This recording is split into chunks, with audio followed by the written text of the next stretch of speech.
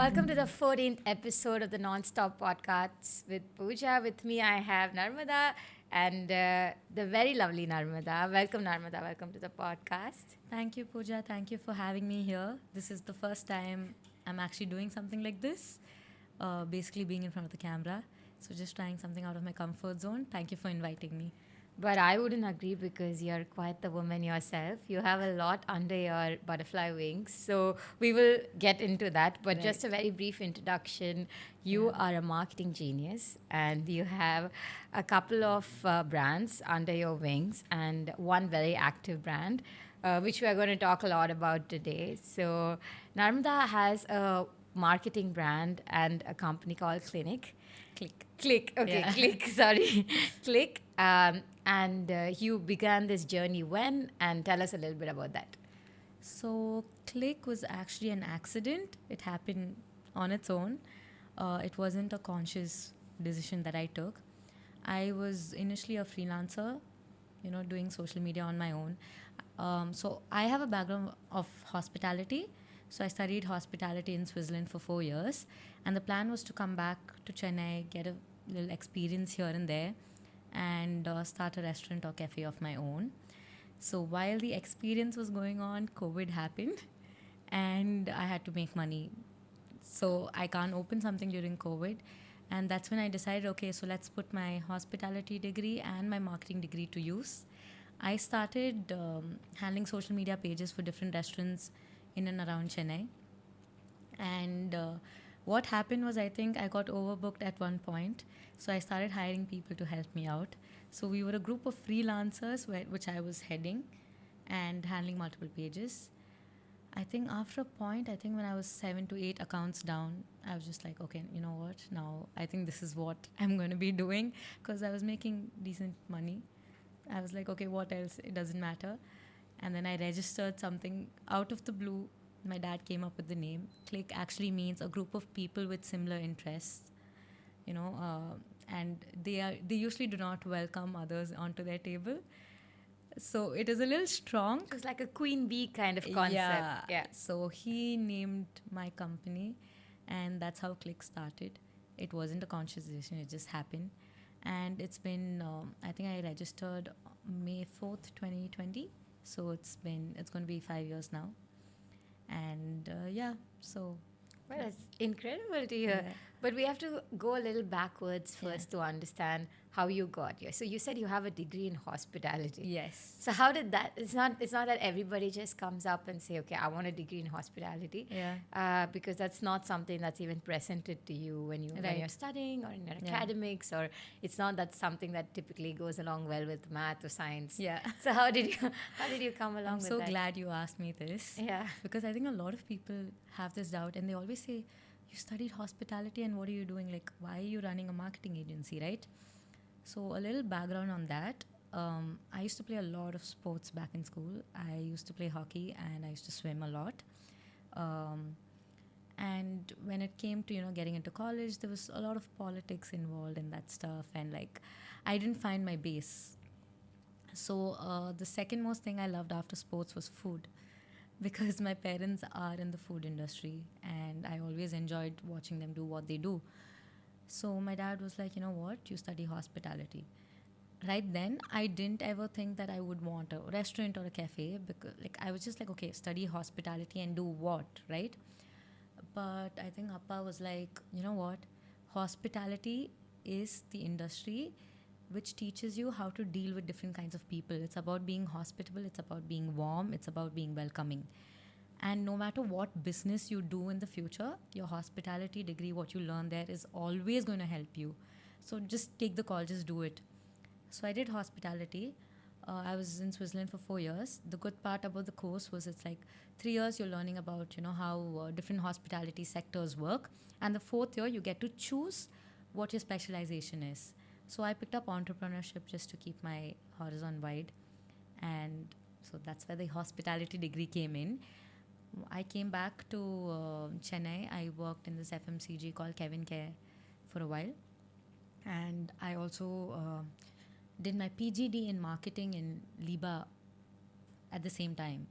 So I put my hospitality and my marketing degree together, and I started doing marketing for restaurants in and around Chennai. But now we also do it for other people. So that's the story. Oh, there's a crazy trajectory there, you know. Right. Like it's not, it doesn't look straightforward, Right. but I'm sure there's a lot that spins around it. Right. The next question that just pops out to me very organically is to Yeah. ask you, why Switzerland? Like, why did you think that? I mean, I'm sure you had some reasoning behind wanting to go there and learn that. And what did you think is the biggest difference, not just academically, Yeah. but also in terms of entrepreneurial skills that Yeah. you could have probably catered for European market versus an Indian market Right. with just a billion people, a more complex environment versus, you know, a more straightforward structure Right. that you would have been exposed or learned. Yeah. So yeah. So we are talking about going back 12, 13 years. That's when, I was joining college, right? My dad's been in the hospitality industry ever since, I don't know, it's been forever, right? So he knows like what works, what doesn't work. I think I was in a boarding school, so I didn't have the opportunity to go and visit the colleges that I'm supposed to check out. So he went and visited a couple of colleges in India, and he was just like, you know what? Okay, this market is going to boom, but the standards are set quite low. And this is just for hotel management, meaning Indian education is on par, in fact, over the rest in all other sectors. But I think in terms of hospitality management or hotel management, I think he felt that he did his research, and he felt that the Indian hotel industry wasn't at par back then. So when he, did his research, found out about a few stuff, he found out that Switzerland has some of the best hospitality colleges. And the good thing about Switzerland, see, I don't have a, what do you say, a comparison over here, because I have not been to an hotel management college in India. But what I loved about my college was 6 months you're in the kitchen, 6 months, you're doing front office, 6 months you're doing back office, 6 months you're just cleaning rooms, doing housekeeping. So you're exposed to everything. And in between that 4 years, you have to fit in one extra year to do practical service. So I also worked with Hyatt Regency over here in Chennai for 6 months, and then I did a business internship.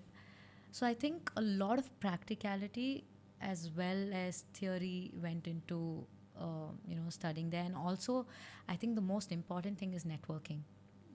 I think when you study there, you're meeting people from. So I think in my batch there were around say almost 20 something Indians. So now we have friends across the nation, right? And it's the great. Forget across the nation, Switzerland, because you have friends across the world. Like if I go to Korea, I know someone. If I go to Switzerland, I know someone. If I go to Japan, I know someone. So there are people all around Pakistan. Oh my God, Pakistan's hotels are beautiful, like from what my friends have shown me. So it's also about networking. So my dad's like, you might as well go for the best. Network, get to know, learn about other cultures, because culture also plays a big role, which has honestly helped me a lot in this marketing journey, which I was not foreseeing at all. Because I think when you market, so I have brands in Dubai that we work with, I have brands in Singapore that we work with, but you need to be culturally sensitive when you're marketing a certain brand, right? So I think in a way, unknowingly, it has helped my journey, not only professionally, but personally also. Like you get to relate to so many people from across the globe. So yeah. I think it's super interesting, and it's very I'm kind of like wrapping my head around, which is the next sphere of interesting conversations that I could pick with you. Right. But also one of the things that did come to me is that you did have this, kind of strong foundation that could help you take a big pivot, such as marketing. Yeah. But marketing in itself is a huge world today. There is, I mean, from 5 years ago or 10 years ago, a lot of things. We have political leaders who are influencers in today's time. So it's become a really complex and a very concrete environment. It's no more, for just a kind of an entertainment. It's also used for several important and spokes purposes. So in this world of marketing, I'm Yeah. sure you do a lot of digital marketing and Right. social media marketing. Yeah. But when you started off and to now, what do you see is the whole timeline of things, and how has things really changed for marketing? I feel like this is an answer that's never going to change in terms of digital marketing. As we talk, there are trends being formed. There are trends being changed. Something that was happening yesterday is not happening anymore today. So things have changed in a very vast way. Okay, and when you're talking about businesses, especially on social media, which is what we cater to, um, say years back, if a restaurant opened, how do you get the word around?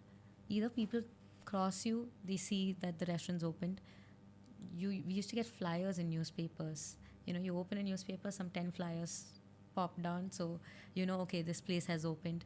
Or there's a radio, ad, TV ad. Those were the different kinds of channels that were available years back, right? um, but I think fast forwarding to today, you don't have to spend on any of that. You have a free platform, absolutely free. You create an account, you create content, tap, and it's out there. You're reaching a huge set of audience just by a tap, right? So I think it's a very powerful, social media is becoming a very powerful stage for businesses to be on. But at the same time, it's very important to realize that um, it also comes with a lot of responsibility. That one tick can also go wrong. You need to be very careful. It needs to be done right. It can't just be, you can't just show up and say, I showed up. You need to show up the right way. So there's a lot of strategy that goes behind, there's a lot of structure that goes behind. So I think every business, you name the business, and the business is there on social media. For example, I think even 2 days back, our team, we were discussing different interesting accounts, and we saw this really, really small shop in Pakistan. The kind of marketing they're doing, they're using their phone, and the kind of videos they were putting, and they have millions of viewers for their reels. And it's just a small store, a boy is running and he's using his phone to edit, to post everything. So that's the kind of power it holds, right? So every business is on social media right now. Every business needs to use it the right way. If used the right way, it's the most powerful tool. But you need to be very careful. You need to be very structured. There needs to be, what do you call it, effort that goes into it. It can't be like, okay, let's just take this and put this. It doesn't work that way. Every post, every kind of piece of content that you're putting out needs to be a part of the bigger picture. It needs to scream your name. Like, for example, some of my favorites are Zomato, Mad Over Marketing. These are posts, you see it anywhere, even without the logo, it's their post. Because there's a whole lot of branding that comes into the stage of marketing as well. Another brand that I love on social media is Red Bull. So they don't market their product. You see any of the Red Bull videos, very few will have their product over it. They just sell adrenaline, right? Mm-hmm.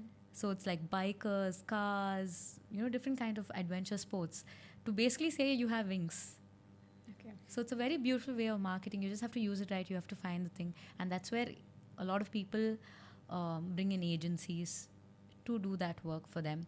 Because doing it in-house, I definitely say doing it in-house is great, because no one knows your brand as much as the people who are in it. But there's also, it's not just art, there's also a bit of science involved, strategy, timing, there's so much involved. So that's where an agency comes in and tries to help you and, put your message out there. Yeah, I'm sure the whole point of the podcast is not to get all the trade secrets out, but Right. I'm sure I'm trying my level best Yeah. to also learn, and for anyone listening to Yeah. this to also like truly understand, the work that goes behind this is Yeah. very tailored, it's very principled, and it's not just getting a name or a company out there, but there Yeah. is also a lot more that goes behind it, because Right. it certainly does. So in terms of branding, that goes hand in hand with marketing, Yeah. because as you said yourself, now a lot of things that we associate ourselves with, Yeah. the things that we've been catered to on television, for example, watching Wimbledon or watching a Pepsi or Coca-Cola ad used to be so different versus what we see on the socials now. Right. It's completely different. Yeah. And it holds a very different impact on yourself, and just Absolutely. Yeah. so what I would like to understand is the mechanism behind this, right? Of Yeah. course, there is there is a whole idea of engaging agencies for it, and then Yeah. that, there's more tailored effort, there is more consistent effort. Right. Because consistency is also a huge Yeah. thing that most people that think, oh, I can handle it myself, Yeah. I'm enough for this, and then Yeah. they end up not being consistent, or Yeah. they don't know which time is appropriate for what Yeah. content, and then things go haywire. Yeah. So what's the whole idea of you guys jumping into the picture, and what's Yeah. the branding perspective that you bring into this whole equation? Yeah. So I'll tell you, you're spot on, because most businesses, the moment they want to cut costs, the first cost they usually cut is social media, because they think they can handle it in house, right? And that's why we take the hit. But that's the sad reality. But when you look at it, so we come with a perspective where we are going through, that's our job. We are going through algorithms every day. We're going through, how your account is reacting to each post every day. There's a quote that I really like, and I like to use it while using social media as well. There's a quote that says, if you have nothing nice to say, don't say it at all. It's the same thing for social media. If your brand doesn't have something nice to say or something nice, don't put it out. You don't have to put a post out just for the sake of putting it out, right? You have something important to say, you have something nice to say, you put it out. So that's why we come in, because I feel brands, when they are like, they understand themselves very well, but I think it's easy to get lost in that hustle and bustle of just wanting to post and be a part of that game. Oh, we are posting every day. It's not important. You post less, but if you're posting good content, that talks way more than, let's say for example, someone has 1 million followers, and their engagement, you go to their likes and they have like 200 likes. There might be someone with just 1,000 followers but are getting 500 likes. That's what matters more. Is the community that you have actually your community? Okay, so we help build that community. We bring that community into place. There's so much that goes into it. It's not just about how your page looks. It's about the language that you use. Are you going to be a fun brand? Are you going to be a serious brand? It depends. So we bring that entire thing. You have an account manager from our end who's constantly focusing on just your social media game.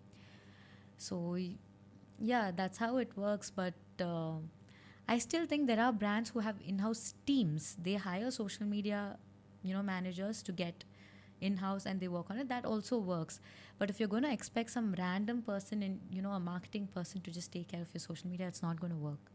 You need someone who knows the knickknacks, who knows the latest trends, who knows what trending music is. There's so many people who don't even know how to find the trending music, and they're just like, okay, you know what, I'm handling a page. Then you'll have to tell them, that small arrow down there, you find like this, that's trending music. If it's a music symbol, it's not.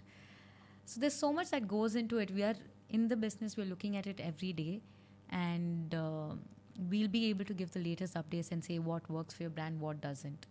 Because that's our sole job. And I think everyone has their own job, especially business owners. When they start out, they hesitate to invest in social media because they think they can do it themselves.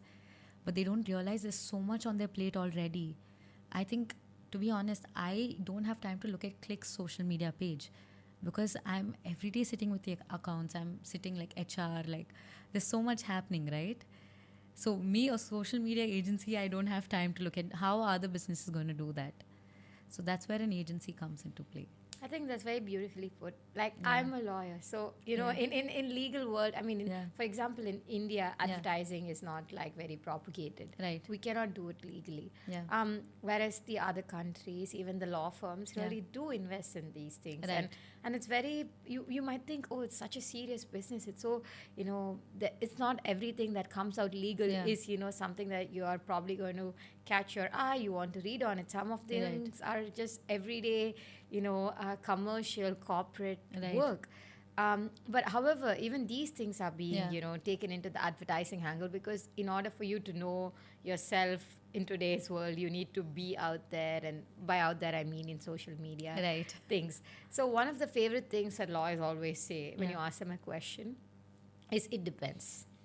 That's what we always say. And there's one word I saw you saying in the whole of our conversation that there's a lot of science involved. And that really made me think. I'm like, what's the science involved behind this? Then I did understand that you probably meant the technology and the whole algorithm work. And there's so much of, facts that you need to map. Numbers. Yeah. And all the mapping you do and all the understanding you do. And because at the end of the day, it's very mathematically oriented. There's a lot of creativity that goes behind it. So it's art and science, right? Yeah, it's art and science. It got so serious so quickly. Yeah. It's not it's not a general, Red Bull gives me wings. Behind the wings, there's so much structure that holds, there's a whole cement and there's a whole concrete level that just holds all of this together.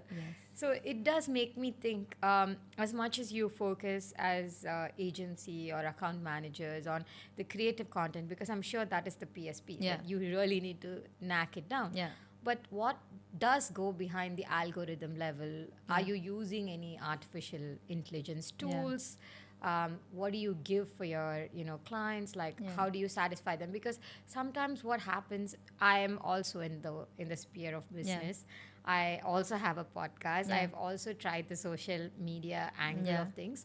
So sometimes business owners do think, okay, you know what? Okay, the reels are doing well in Instagram. The LinkedIn posts are doing well for a specific audience.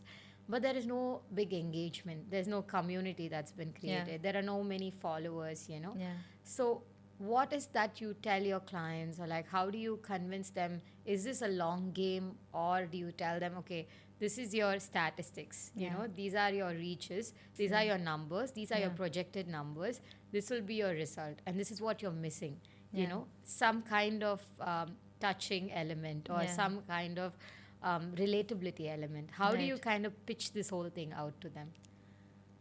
It's the most difficult thing to do. But because, when someone's paying you, they automatically expect some kind of a result. Unfortunately, in social media, you really cannot promise specific numbers. This is leaving the ads apart, right? Like, at least when you're running ads, you can project, okay, you run an ad for this amount, you might get this much out of it, sales out of it. You can project that. But in terms of social media without ads, organic, there's no projection. So whenever someone comes to us, at least, I always say, I won't promise you numbers, but I'll promise you have 100 people. These 100 people will buy from you at some point of time. We're building that community for you. That's what I promise. There are brands who come to us and they're like, we'll give you 3 months time. We want 10,000 followers. I safely do not take those brands because I can buy 10,000 followers and I can give it to the brand, but I don't know if those 10,000 followers are going to work for them. It's just going to look like a fancy number. I'll bring a parallel for you to understand how this works since you asked, right? So there's also aesthetic that comes into play. This is more like, let's take a dating app. What's the first thing that someone does? They see someone, they like the way they look. That's when they read their bio. Okay, looks interesting. Start a conversation with them. Goes well, hit it off. Doesn't go well, chop it down. That's how social media is. So you go through your feed, you see a post that's appealing to you, you open the post. So that's the first digital handshake that you're getting, right? So you open the post, so you need to be appealing. But there's so much beyond that. What message are you giving out, okay?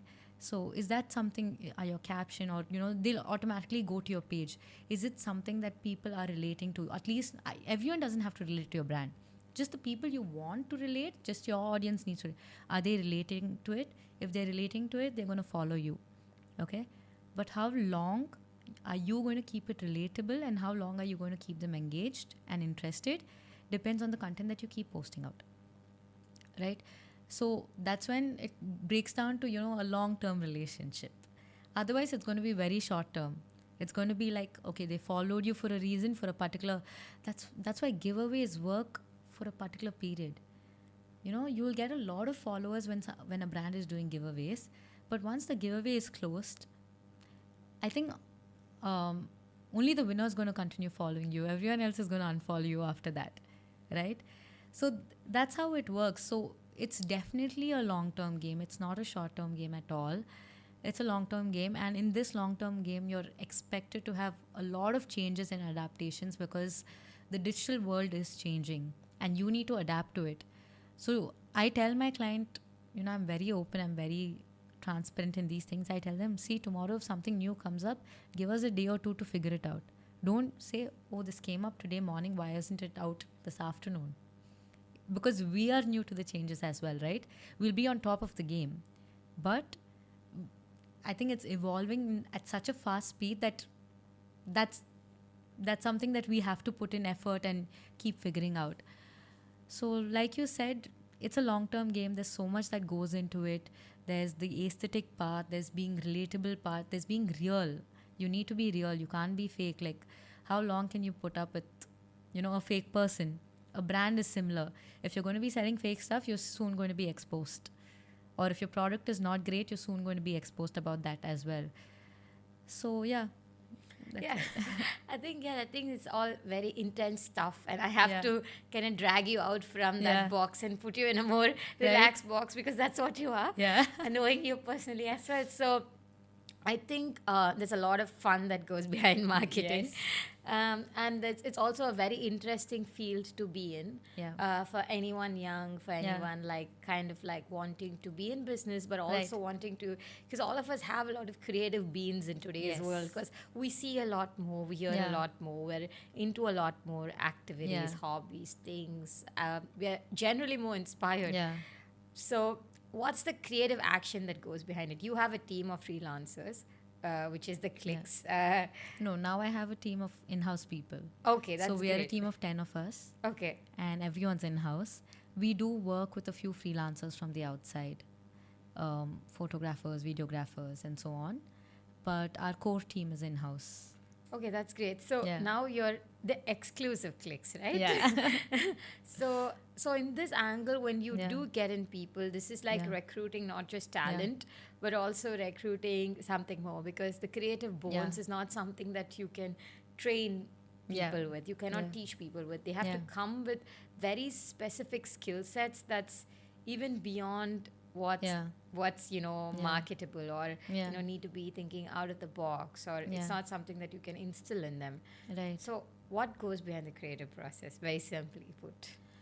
So it's very difficult to judge whether the person has the knack for it or not. So hiring becomes very difficult for me. But also considering, see, now I have around 6 to 7 people on the creative end, right? Designers are easy because you see their portfolio and you hire them. But when it comes to social media marketers, say my team has around 5 of them. It's about how... See, you can't completely put the blame on them also when something goes wrong. So creativity is very subjective. A certain someone is quirky, you give them the quirky brands. A certain someone is serious, you give them the... It's a personality that comes out. Yeah. So, for example, LinkedIn. I think we had a conversation before this about LinkedIn. I'm someone who's not a very video or picture person, so I love writing. So I thought LinkedIn is my platform, and I started writing on LinkedIn, right? And a lot of people, when I meet someone who follows me on LinkedIn, they think they know me personally, because they're like, oh my God, that story of yours. They relate to me. They feel like we're friends already. And I think that's the perspective that every social media manager needs to give out. There's a lot of creative process that goes out. The difficulty comes in because now every brand comes up with, they are my benchmark, they are my inspiration. So it's easy to copy now. It's more like copy paste. Just change the brand colors, change the voice, change the tone, copy paste. That's how it's been going. But I think originality is missing in a lot of brands. Social media marketers also need to start being original. AI has made life super easy for anyone in the creative field, but it needs to be used right. I can read content and I can tell you if it was AI or if someone actually wrote it. Because I use ChatGPT a lot. Okay, I'm not saying I don't. I use it a lot. But I think it's very important to add that human touch into it. And honestly, you never know until you hire them and they work with you for a few months. So it's a tricky position to be in, but I've been lucky. I have a good team. They've all been doing what they're supposed to do. Yeah. So I got lucky that way. Yeah. And what about the whole creative art process? I mean, I'm sure I am not really sure of the portfolio of brands you work with, Yeah. but I'm sure they are from, different spokes and Yeah. specks of life and Yeah. things and living Yeah. beings. So, I mean, I'm sure a lot of colors and, Yeah. art and Yeah. just like music and all of this goes behind this, right? Yeah. How is the curation process for you? Like, how do you, I mean, like you said, you do use artificial intelligence Yes. simply because it's Yeah. readily available. Yeah. For different businesses, the Yeah. tools are different, the software Yeah. is different. I'm sure you're making use of something. Yeah. Are there some brands or software that you do use and you do are greatly thankful for, and then you do Yeah. your own specific authenticity kind of touch to it? Or how does See, it I work? think the team works on so many different softwares, but I'm a purely ChatGPT person. Like, right from pitching to making my decks to my presentations, ChatGPT helps me with everything. I'm being honest out here.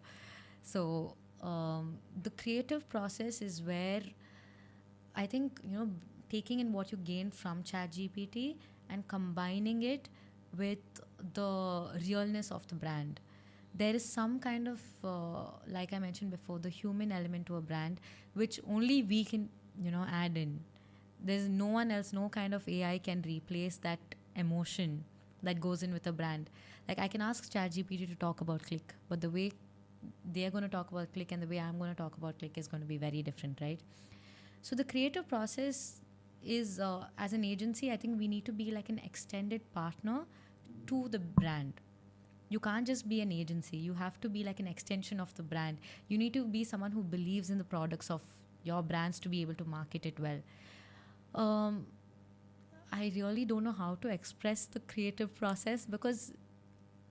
Okay, let me simplify a very Yeah. trivia question. Yeah. So, when you have to pick a scheme of colors, right? Right. And a Yeah. scheme of things. Yeah. So, what do? Is it like a tail painting kind of thing that you go into a painting shop No, so and you do so the you're talking. schemes? I think you're talking more about visual branding. Yes. Yeah. So the visual branding is more like, we get a brand, they give us the name, they tell us the vision they have, and we think, okay, these are the colors that suit a brand.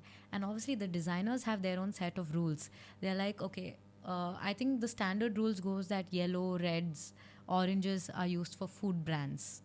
Okay, you'll hardly see a food brand having a blue, kind of color on their palette. But nowadays brands are adapting to it, right? So there are standard rules, but you can shy away from them and adapt your own culture. There are standard rules for design, there are standard rules for social media and all of that. So when we're talking about visual branding, I think we give a brand the complete set of color palettes, fonts, everything that they have to use. So from the start to the end, they use only that. I'll I'll give you a simple example. We work with multiple brands, okay? And the most difficult brand that we work with is a diagnostic brand because it's the medical field. You need to be very careful about the tone of language. You can't be funny over there, okay? But people like funny content. So how do you put that out? And very simple. They like it neat. They like it plain. But it also needs to be catchy. You can't just put plain stuff out there and market yourself. So I think that's a very tricky position. So I think each brand, when you come to us for branding, apart from social media, we also do branding. So when you come to us for branding, we create an entire deck. And even if you're not going to continue doing social media with us, if some random person from some other country is going to handle your social media account, all they have to see is this deck. You'll have 10 set of words that describe your brand. You'll have fonts that are specifically used for your brand. Don't move away from those fonts, kind of thing. So that the brand recall is happening constantly. And along with that, there's some cohesiveness for your brand. So I would it's all in the designer's perspective, and design itself is very subjective. Whenever we give a set of logos to a client, we'll be like, okay, this is option 1, this is option 2. You will not believe it. Most of our clients pick the one we least like. Okay, out of the 4 options, because it's subjective, right? So design is very subjective, but basic design rules, there are some basic design rules that people follow that makes it look appealing. Yes. So there's science in that as well. See, it's art, but there's science. These are the rules. You cannot afford to, for example, cursive, you're supposed to attach all the letters. The letters are supposed to be interlinked. If you do spread them out, it's not cursive anymore.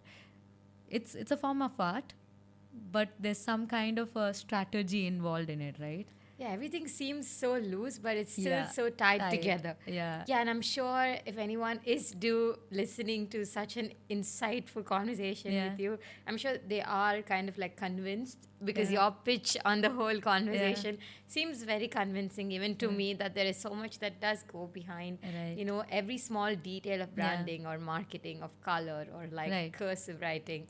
So Yeah. it is very interesting.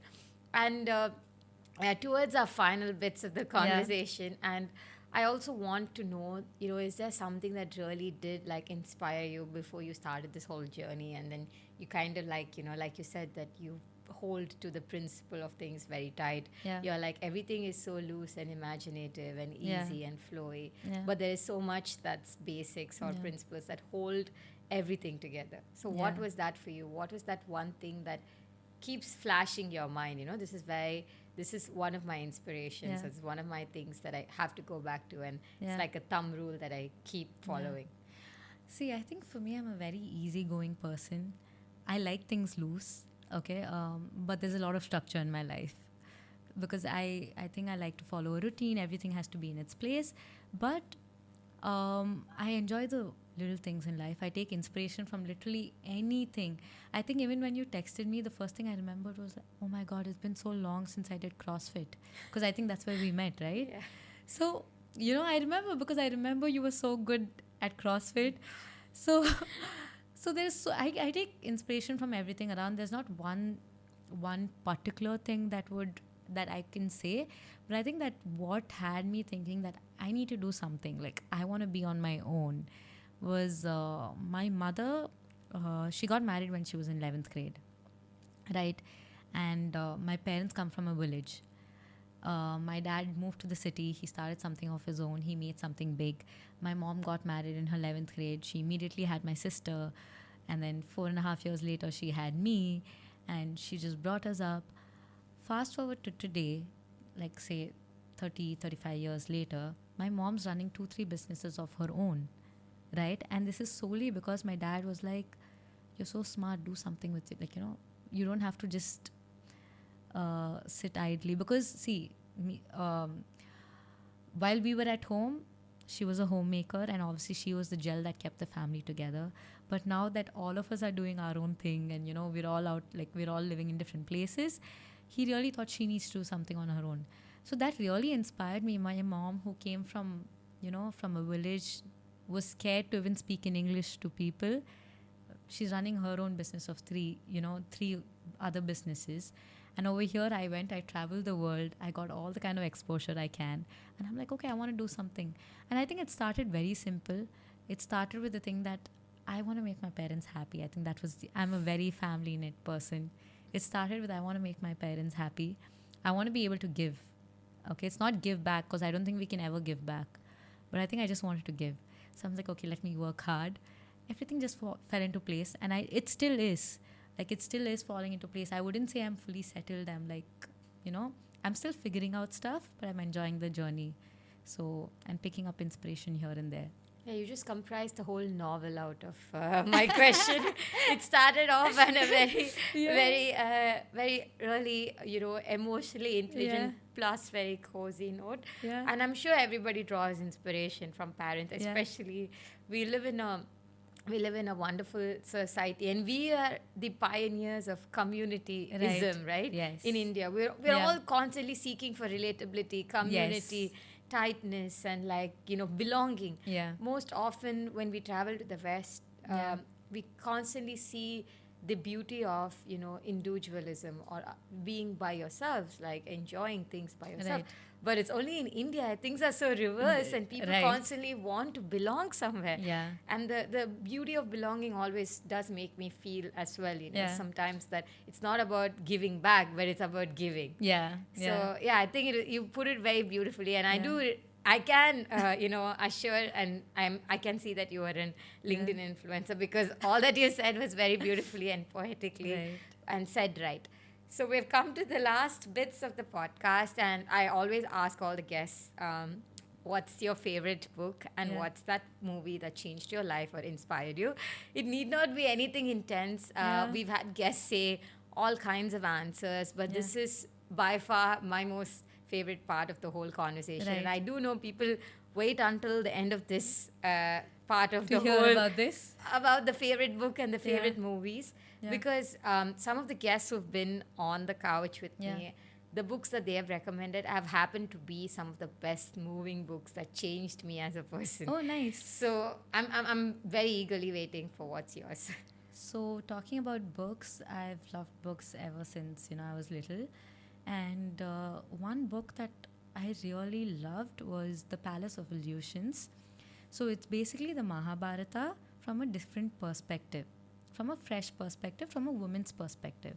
The thing is, so when I was growing up, I've heard the Mahabharata twice or thrice, right? Like the entire story. It took almost like a year for my schooling to put it across to us.